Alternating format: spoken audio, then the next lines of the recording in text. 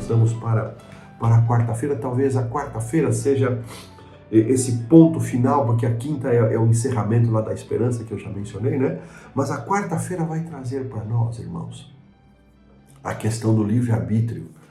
E muitas pessoas, o autor não fez isso aqui, não fez essa pergunta, mas a pergunta é assim: se Deus sabia que haveria a existência do mal, que o mal se levantaria, que o Satanás seria vitorioso apenas aqui na Terra, por que então que Deus criou Lúcifer? Por que Deus criou Adão e Eva?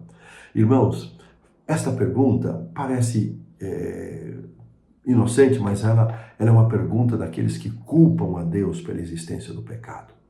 Então, em última instância, se Lúcifer escolheu pecar e se tornar Satanás, se ele conseguiu convencer 1/3 dos anjos e depois conseguiram convencer Adão e Eva, então, em último instante, Deus é o culpado. Irmãos, esta é a grande estratégia de Satanás. É desfigurar, é manchar o caráter de Deus de tal maneira que, além de ser o autor do mal, além de promover o mal e todas as coisas terríveis surgirem em consequência de suas ações, em consequência do mal, ele ainda leva muitas pessoas a culparem a Deus e se virar as costas contra Deus. Essa é a sua estratégia.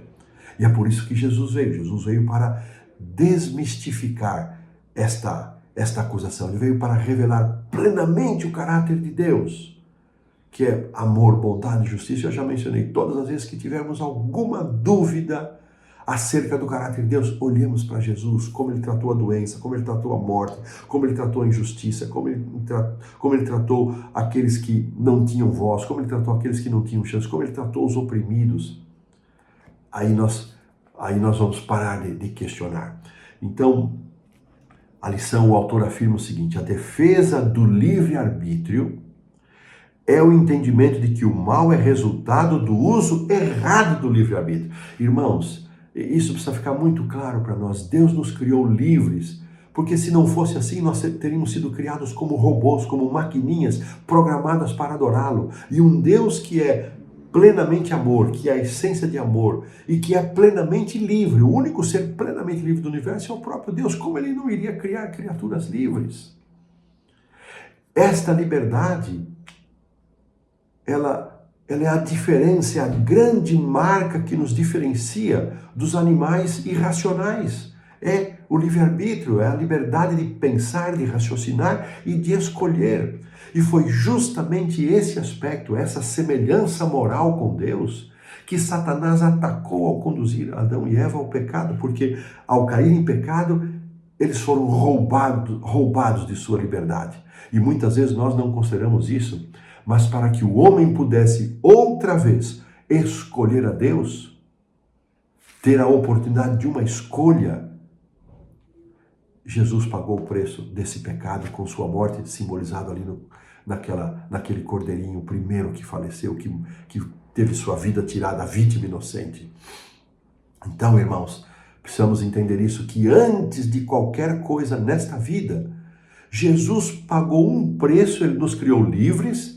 Ele previu o pecado, mas não determinou o pecado, ele não é a causa do pecado, e pagou o preço de termos pecado para que nós pudéssemos ter outra vez liberdade de escolha. Ellen White tem uma declaração no livro Educação, nos capítulos iniciais, onde ela trata desse problema, no capítulo 4 especialmente, onde ela diz que quando pecou, o ser humano perdeu a vontade e a capacidade de se relacionar com Deus. Vejam que coisa impressionante. O ser humano não tinha mais vontade, tanto é que Adão e Eva se esconderam. Deus foi ao encontro. Adão, onde estás? E não tinha, ainda que tivesse vontade, mas não tinha. Ainda que tivesse, não tinha capacidade. Foi necessário Deus vir ao nosso encontro, dar a sua vida, para restabelecer a nossa liberdade, para que então pudéssemos decidir: escolho ou não escolho? Exemplificados em Caim e Abel.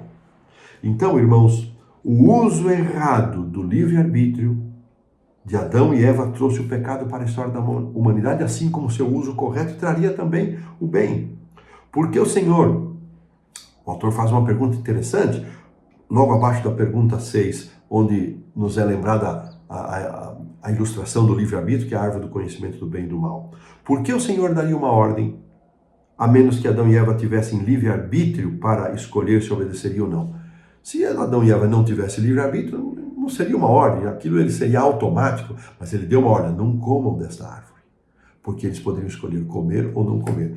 Há uma citação que aparece aqui nos complementos do professor, muito interessante, de Ellen White, que se encontra aqui no manuscrito 79 de 1896, e diz o seguinte: Adão era um agente moral livre, mas utilizou sua liberdade de maneira equivocada. Por sua própria vontade, ele se tornou pecador, separando-se do favor de Deus.